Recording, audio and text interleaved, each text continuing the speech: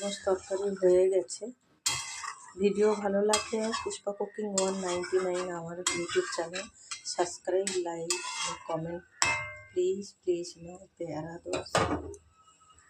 কড়ার মধ্যে সর্ষের তেল দিলাম। আজকের বানাবো কপিস ভেটকি মাছের পিস ছিল, সেটা বানাবো। প্রথমে নুন হলুদ দিয়ে ভেটকি মাছটাকে মেখে নিয়েছিলাম। মাছগুলো উল্টিয়ে দেবো। ভাজা হয়ে গেছে।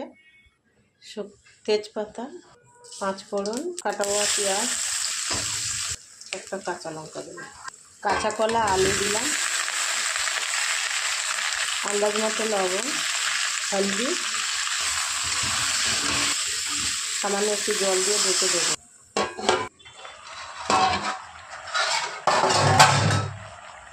কাঁচা টমেটো, কটা শিম, জিরে, আদা, কাঁচা লঙ্কা একসাথে রেখেছি।